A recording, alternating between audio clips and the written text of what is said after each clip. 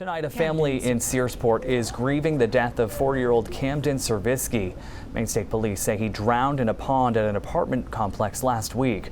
Police have ruled his death a homicide. News Center Maine's Lorraine Muir sat down with an accident there. News Center Maine's Lorraine Muir spoke with Camden's mother. Camden Servisky, who is on the autistic spectrum, had just celebrated his 4th birthday August 30. Just about 2 months later, his family's dealing with the unimaginable, planning his funeral. A few days before his 4th birthday, with the same truck, he's way too big to fit in it now. His mother, Taylor Servisky, says Camden loved playing with his favorite truck since he got it 3 years ago. And now he's trying to fix it. Always trying to fix his stuff. And just like his truck, Camden's train sets were fascinating to him. He would get right down to the table and he would bend his ear down and he'd listen to the vibrations and watch the wheels go around. He loved to keep them going, even if he escaped to the playroom upstairs at Mumu's house, a room grandmother Brenda Ritchie made for all 10 of her grandkids. Always here. Yeah, he always loved to spend time with his Mumu. Mumu was an integral part of Camden's life. She watches him a lot while Camden's parents are at work. He was just so hands-on. He didn't like to give normal kisses. He had to give Eskimo kisses. Just rub his nose on yours, or he'd take his hand and rub it on your nose. I know, it doesn't seem real. I keep thinking that I'm gonna wake up. But it doesn't happen. We tried to get there as fast as we could. Camden's parents got a call from a babysitter, Barbara Pendelli, at Pine Grove Apartments last Wednesday. She lost sight of Camden. Taylor's first instinct was to ask, "Did you look near the water?" His dad is the one that ended up going in and getting him out. If we had gotten there sooner, maybe. When we would go on vacations and stuff, we would obviously take him in the water, but he loved to go swimming with his daddy. Today, the family continues to grapple with this gut-wrenching loss. They're planning a celebration of Camden's life for this Saturday. In Searsport, Lorraine Muir, News Center, Maine. Again, state police have ruled Camden's death an accident. The news starts now. Good evening and thanks for joining us here on News Center Maine at 5:30. I'm Zach Blanchard. Chris Costa is off tonight. As parents send their children back to school this week, safety is top of mind for many because the threat of school shootings is real. That's why Bangor School District is using a new crisis alert system to ensure police can respond quickly to any emergency. News Center Maine's Lorraine Muir shows us how it works and how the district is learning from past mistakes. You're in view, get to a room, get to a room. And my friend and I were like, what is happening? That's what Genevieve Sichters heard back in May during what was supposed to be a normal school day during her senior year of high school. That quickly turned chaotic. There were some students running around the school screaming. And so if you're in a lockdown and you don't know what's happening and you hear screaming outside your door, you're obviously going to be terrified. Luckily, this was not a real situation, rather an accidental activation of the school's new Centegix crisis alert system. For students inside, it was a frightening day. But Superintendent James Tager says the continued surge of school shootings was the main reason to get the alert system. What happened in Uvalde, Texas, that was probably the biggest wake-up call for me. And through my years as an educator, it always bothers you. And I don't know why that one bothered me more, maybe because it was elementary. Tager says he and his staff are continuing to adjust security protocols to best keep students safe and have learned a lot from the accidental activation of the crisis alert system. We also had an incident where we learned a lot from in regards to the sound of how loud our system is and some things that we can do to make it even better. Raymond Finney is Bangor's school safety director and says when used correctly, it's an easy and effective system and teachers and school staff will have it on them the entire day. Just multiple pushes of that button will then notify the police. Police say they responded in just 2 minutes back in May when the alert system was accidentally activated. Sichtertz hopes the system never has to be used, but says if it does, she hopes first responders and school leaders can clearly communicate what is happening. I think there were some situations to figure out, but I mean, there's a learning curve for everything. So I trust that the high school has learned from it and that everything's going to be good. The school will continue regular drills to make sure school safety protocols are fully met. In Bangor, Lorraine Muir, News Center, Maine. Honestly, I love being a paramedic. I love doing the job. Sometimes the administrative role of not having people takes toll. Amy Drinkwater is a service chief for Stockton Springs, St. George, and South Thomaston's ambulance service. Covering 3 communities is spreading her and her department thin. And it takes toll on everybody. It takes toll, like I call and hey, I'm short-staffed. You know, that makes me call someone to come in. I feel bad because it's like, man, I'm already at 80 hours this week. Can you come in and cover this shift? Our EMS system across the state of Maine is really at a place of crisis. The need for EMS workers can be felt across the state, but particularly in rural areas. Senator Chip Curry of Belfast championed a bill this session that looks to improve emergency services across the state and provide a pathway to educate, attract, and retain EMS workers. And we need to grow the workforce, and we need to strengthen it so that they can stay in the workforce and stay working, doing this incredibly important work.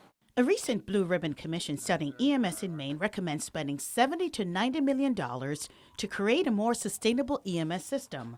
According to that report, there are more EMS clinicians than there were a few years ago, but it's not enough to keep up with the current call volume. But I think the problem is that you've seen an increase in population in the state of Maine, and you've seen the age of Mainers increase. The importance of having providers in our town and having our ambulance on the road ASAP could be someone's life. Drinkwater is hopeful the new work group can address the current shortfalls of Maine's EMS system. Curry's bill creates a work group to address the recruiting and retention challenges. And that work group will also study barriers to EMS education and work to better coordinate training options. Lorraine Muir, News Center, Maine.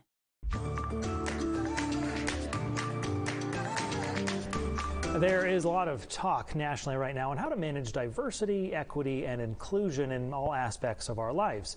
While these issues are very complex, school administrators in Maine are finding ways to address some disparities and provide pathways to success for students of all backgrounds. News Center Maine's Lorraine Muir shares how the Bangor School District is preparing to serve a more diverse student body. As Maine becomes more diverse, Dana Carver-Biella is working to make sure all students feel welcomed in Bangor schools. We know there's an increase in multilingual households. We know that there's an increase in students of diverse racial, ethnic, and nationality origins. We know that there's an increase in students with diverse needs. Carver-Biella is the Diversity, Equity, Inclusion, and Belonging Coordinator for the Bangor School District and finds solutions to learning and social barriers students are experiencing. Our goals in education are for every student to feel celebrated and seen and achieve any and all of their dreams, both personally and professionally. Carver-Biella and Bangor school officials say that over the last 2 years, 20% of the student body is non-white and continuing to grow. Southern Maine has a lot of diversity and a lot of multilingual learners, but they've been coming to Bangor more and more frequently, and we're ready to accept them. Ray Finney says the district has hired 2 more bilingual teachers to help with language and cultural assimilation of migrant families. So this idea of being inclusive where all of our students have a reason to come to school. The ultimate goal is to increase student participation in everything from classroom activities to extracurriculars and put them on track to graduate. This work and the partnership we're developing makes every family feel seen and recognized, and it's really setting up our students to be tomorrow's leaders. In Bangor, Lorraine Muir, News Center, Maine. Not here yet, thankfully, but winter weather is coming our way sooner than we might like to admit. So are those heating bills. I know, not looking forward to that, but so many Mainers have trouble keeping up with those bills. However, there is still time to apply for help. News Center Maine's Lorraine Muir has more about the Low-Income Home Energy Assistance Program and other ways to stay warm. Oh yeah, I've turned mine on already. A couple weeks ago, actually. Last winter was the first time Sarah Libby applied to the LIHEAP program. Although she and her husband works full-time, they still needed assistance keeping the heat on. We have to pay, the oil, the lights, and everything that we need. We have animals that we have to, feed and support as well. And last winter, the Maine State Housing Authority got special additions to that funding. But that won't happen this year. Instead, it's the usual $40 million. More people applying than last year. Last year, we took over 12,000 applications, which was 20% more than the previous year. Last year, many Maine families received additional funds for heating assistance. Without that funding this winter, families can receive around $550 in heating assistance. Families are being encouraged to apply now.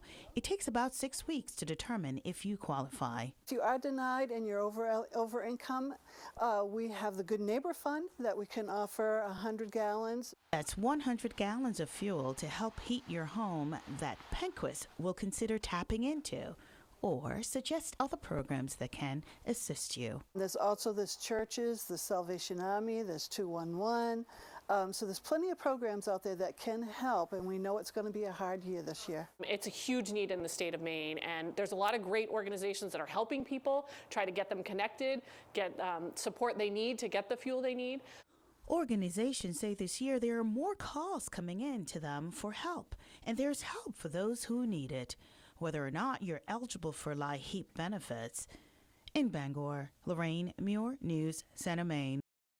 We're on a honeymoon for life. Most immigrants come to America to escape hardships, seeking a better life. But for Margaret Morgenthaler, I came here for love, and I became a citizen for love. Morgenthaler lived just across the border in Canada, and her now husband is from Fort Kent. For this couple, today is a special one. I'm just looking forward to living here in northern Maine, going back out on our sailboat and celebrating this day. Today's naturalization ceremony is cause for celebration. Presiding Judge Lance Walker gives his advice to these new Americans. Take our citizenship seriously. So let me offer you 3 words to remind you how best to do that. Grit, gratitude, grace.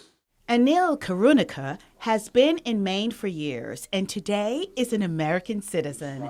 She studied and now works at the University of Maine. She says her citizenship will help greatly in furthering her work in social justice. And as a result, I get to vote and I'm able to influence policies that now affect my community and the place where I live. For Sylvie Isimbi, a migrant from Rwanda, this day gives her hope for a better life. I'm so excited to become who I become today, U.S. citizen, to achieve my dreams. And fresh start for some, for others, a love affair not to end. It's great. That's all I can say. It's great. In Bangor, Lorraine Muir, News Center, Maine.